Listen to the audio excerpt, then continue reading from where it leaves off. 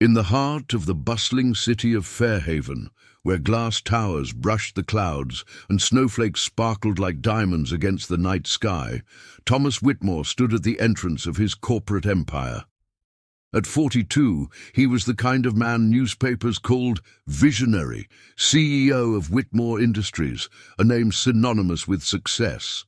Yet, beneath the perfectly tailored charcoal overcoat and the calm authority of a man who commanded boardrooms, Thomas carried a quiet ache. 8 months earlier, cancer had stolen his wife, Rebecca, leaving him alone to raise their 7-year-old daughter, Mia.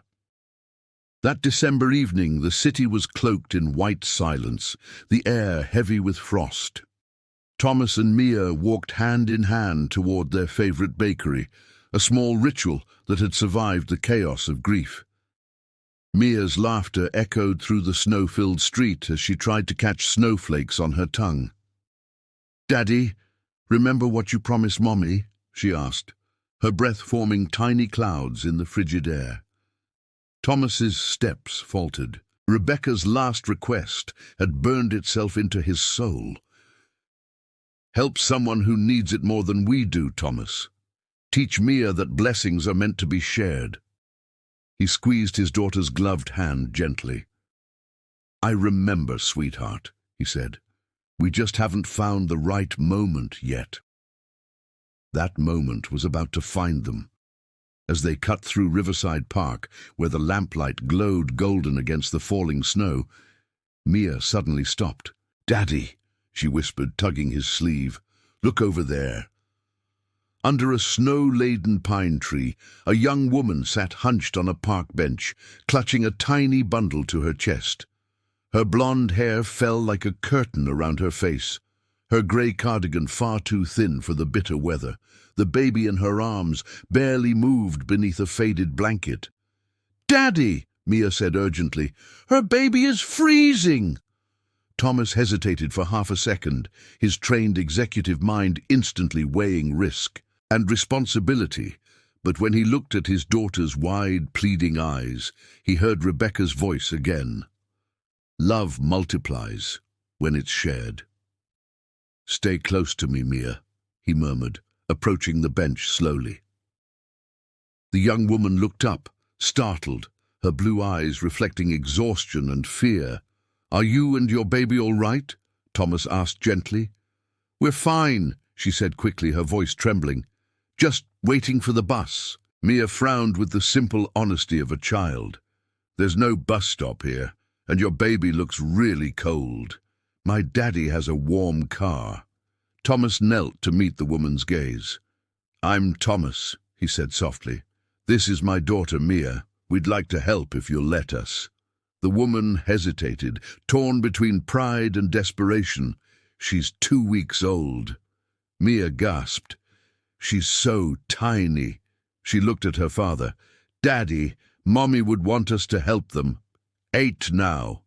Thomas nodded slowly, his heart tightening. "Clare," he said, "there's a family centre nearby with shelter and doctors. We can take you there." Tears glistened in Clare's eyes. "I called them this morning. They said no room until after New Year's." Thomas didn't hesitate. "Then we'll find another way. Mia's right. That baby needs to be warm." He removed his red wool scarf and wrapped it carefully around the sleeping infant. For Clare, the gesture was more than kindness. It was hope. She hadn't felt that in months. The ride to Thomas's car was slow but filled with small miracles. Mia chattering about her school and how her mommy had taught her to care for others. Clare smiling for the first time in days. Inside the car, warmth seeped back into her fingers. As Thomas made call after call to shelters, hospitals, social workers, Clare's story unfolded quietly. She had been a nurse. Life had been steady, humble, hopeful, until childbirth complications drained her savings and medical bills buried her. Her boyfriend had left when the pressure became too much. A week ago, she'd been evicted, left wandering the cold with her newborn. When Thomas hung up after the 6th unanswered call, he turned to her. "Clare, I have a proposal," he said cautiously. Her grip on the baby tightened. What kind of proposal? My wife passed away earlier this year, he said. Before she died, she made me promise to help someone who needed it more than we did. Our home has a guest suite. It's been empty ever since.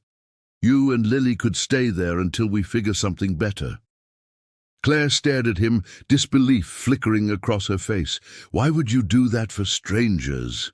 Thomas smiled faintly.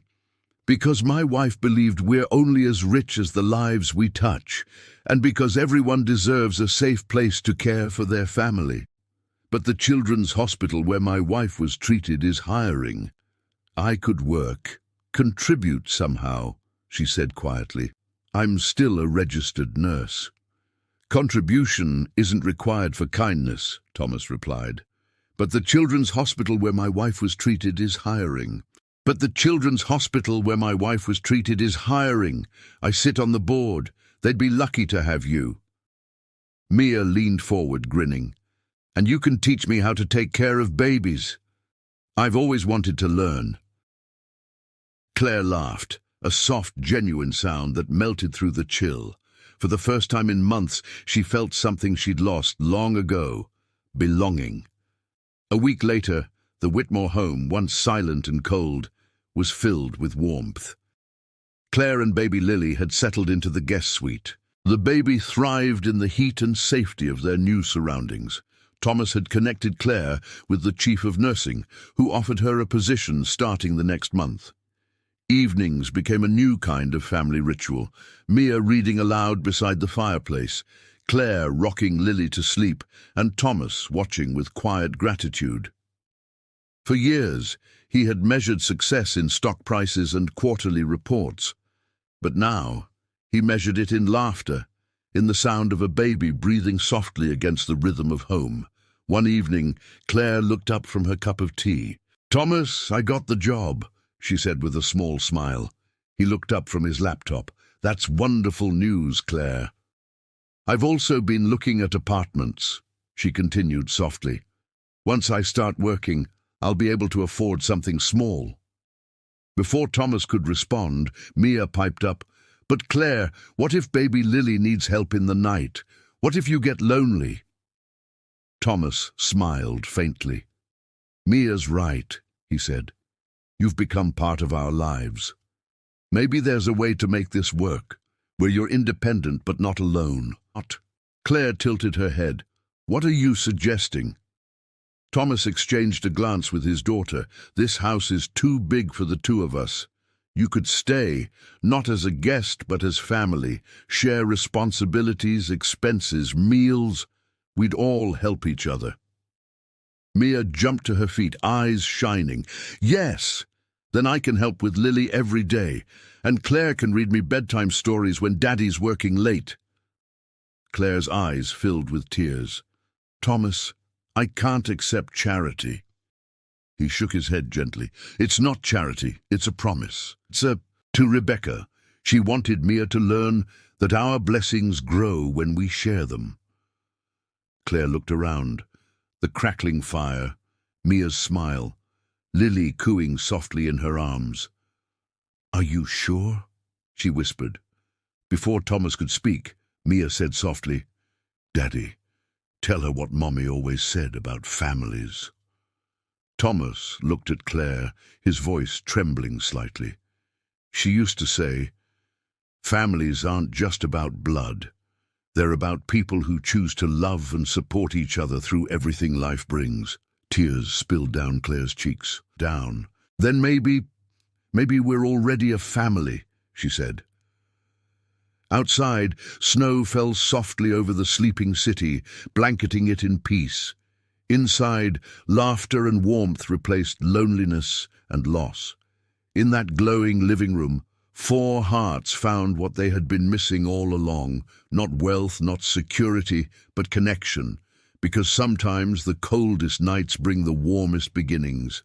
As baby Lily sighed in her sleep, Mia looked up at her father and whispered, "Daddy, Mommy would be proud, wouldn't she?"